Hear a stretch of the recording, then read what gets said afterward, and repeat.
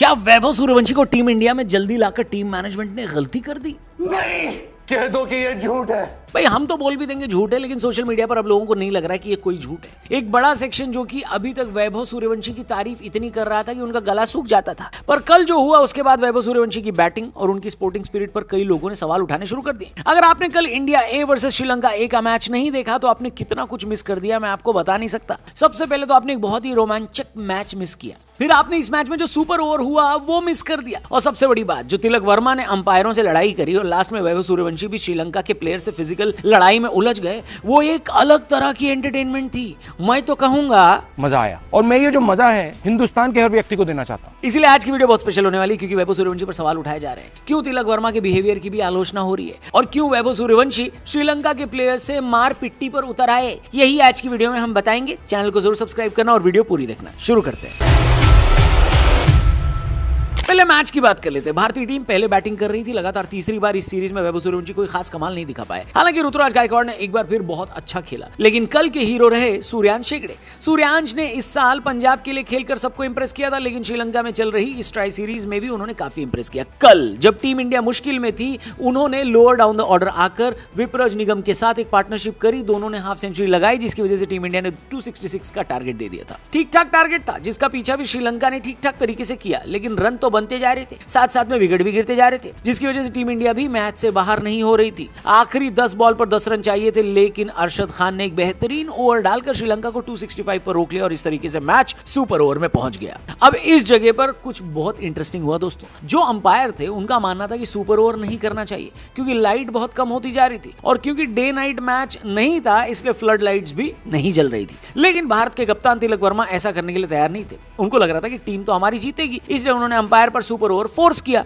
Umpire ने पहले तो मना किया, लेकिन फिर एक बार लाइट चेक करी गई और श्रीलंका की टीम से भी कंसल्ट किया गया। श्रीलंका की टीम जब सुपर ओवर खेलने के लिए मान गई तो यह डिसाइड हुआ कि सुपर ओवर करवा लेते हैं। श्रीलंका वाले पहले बैटिंग करने आए। सुपर ओवर अरशद खान ने ही डाला। शुरू में तो अरशद खान बहुत अच्छी बॉलिंग कर रहे थे, लेकिन फिर उनको जब एक छक्का लग गया और ओवर बड़ा हो गया तो उनकी लेंथ बिगड़ गई और अगली बॉल उन्होंने नो बॉल डाल दी, जिस पर 2 रन आ गए। अब ये नो बॉल भी काफी कंट्रोवर्शियल रही, क्योंकि अंपायर ने पहले तो इसको आउट दे दिया, लेकिन फिर रिप्ले देखकर उनको लगा कि ये तो अबो वेस्ट हाइट नो बॉल होती। हालांकि बड़ा मार्जिनल कॉल था, लेकिन जब अंपायर ने वापस बुला लिया श्रीलंका के खिलाड़ी को तो ये बात तिलक वर्मा को पसंद नहीं आई और उन्होंने लिटरली अंपायर से बड़ी लंबी चौड़ी बहस करी। मतलब इतनी देर तो ओवर भी नहीं फेंका गया जितनी देर तिलक वर्मा और अंपायर में बहस चली है। याद रखिए, ये सब तब हुआ जब नेचुरल लाइट ऑलरेडी कम होती जा रही थी और सुपर ओवर में इंडिया को जीतने के लिए 17 रन चाहिए थे। भारत की तरफ से बैटिंग करने आए सूर्यांश हेगड़े और वैभव सूर्यवंशी। दोनों तरफ सूर्य नाम वाले खेल रहे थे, लेकिन सूर्य मैदान पर मौजूद नहीं थे, यानी अंधेरा होता जा रहा था।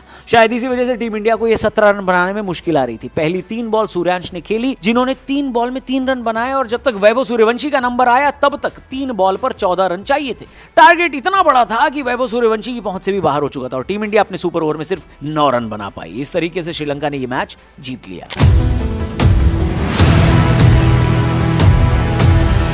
मैच जीतने के बाद श्रीलंका वाले शायद थोड़ा कैपेसिटी से ज्यादा बोल गए। उन्होंने ड्रेसिंग रूम वापस जा रहे वैभव सूर्यवंशी को कुछ बोलकर सेंड ऑफ दे दिया। वैभव सूर्यवंशी को यह बात पसंद नहीं आई और इसके बदले में उन्होंने श्रीलंका के खिलाड़ी को धक्का दे दिया। माहौल एकदम गर्मा गर्म हो चुका था। श्रीलंका के कुछ खिलाड़ी और अंपायर बीच में आए और तब जाकर श्रीलंका के खिलाड़ी और वैभव सूर्यवंशी को अलग किया गया। अब इस बात को लेकर वैभव की आलोचना हो रही है और यह कहा जा रहा है कि वैसे तो वैभव इमेज बनाने के लिए सबके पैर छूते हैं और इज्जत से बात करते हैं, लेकिन ऐसा कॉम्पिटिटिव क्रिकेट में दूसरी बार हुआ है जब उन्होंने सामने वाली टीम से इस तरीके का बिहेवियर किया है। इससे पहले पाकिस्तान के गेंदबाज अली रजा को भी अपना वो जूता दिखा चुके थे। अब इस मुद्दे पर दोस्तों आपका क्या कहना है? अगर आपने ये लड़ाई देखी तो हमें बताओ कि क्या वैभव का ये बिहेवियर सही था? क्या उनको बीच मैदान में धक्का दे देना चाहिए था? फिजिकल होना चाहिए था? कमेंट बॉक्स में कमेंट करके बताना। हम आपको वैभव की दूसरी आलोचना भी बता देते हैं, लोग जो सोशल मीडिया पर बातें कर रहे हैं। ठीक है, तो असल में बात यह है कि अभी तक इस दौरे पर 3 मैच खेले जा चुके हैं टीम इंडिया द्वारा, जिसमें वैभव सूर्यवंशी तीनों मैचों में कुछ खास कमाल नहीं कर पाए। अब ये तो बड़ी नॉर्मल सी बात है, लेकिन वैभव सूर्यवंशी जो रेपुटेशन लेकर इस सीरीज में गए थे उसके बाद सबकी निगाहें उन पर थी। लेकिन यहां पर जब उनके बैट से, उनके बल्ले से बहुत ज्यादा रन नहीं आए तो लोगों को यह लग रहा है कि भाई आईपीएल की फ्लैट पिच पर और इंटरनेशनल क्रिकेट में जहां पर पिच थोड़ी चैलेंजिंग हो जाती है, उन दोनों में रन बनाने में अंतर तो होता है। जब सूर्यवंशी सुपर ओवर में भी रन नहीं बना पाए तो इस तरह की बातें और बढ़ गई। कई लोगों का तो ये भी मानना है कि बाबू सूर्यवंशी को लाने में बहुत जल्दबाजी कर रहे हैं हम लोग। हालांकि मेरा मानना काफी डिफरेंट है। मुझे ऐसा लगता है कि आप जबरदस्ती का प्रेशर दे रहे हो लड़के को यार। बल्कि मैं तो वैभव से काफी इंप्रेस हुआ हूं, क्योंकि उनको फॉर्मेट की समझ है। अफगानिस्तान ए के खिलाफ उन्होंने 22 गेंद में 44 रन बनाए थे 200 के स्ट्राइक रेट से, और एक भी छक्का नहीं लगाया था। सारे शॉट्स ग्राउंडेड थे, और ऐसा नहीं कि वैभव सूर्यवंशी के बल्ले से बिल्कुल ही रन सूख गए।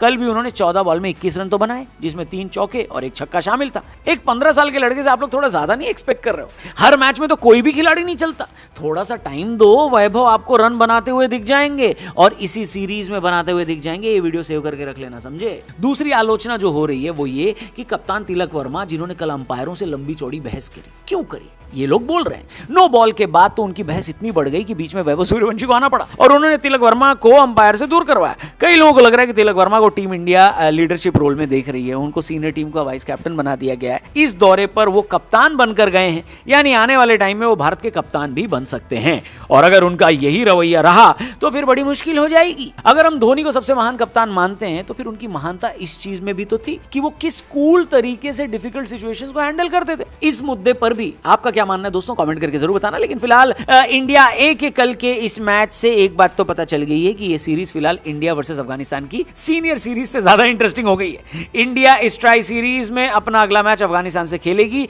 जो कि कल होने वाला है। लेकिन कल सिर्फ इंडिया ए वर्सेस अफगानिस्तान ए का मैच नहीं है, कल इंडिया वर्सेस अफगानिस्तान की सीनियर टीम जो है ना, वो भी आपस में खेलने वाली है। आप कौन सा मैच देखने वाले हो? शुभमन गिल वाला या फिर वैभव सूर्यवंशी वाला? कमेंट करके जरूर बताना। चैनल को भी सब्सक्राइब करके जाना। Thank you for watching crico. जय हिंद।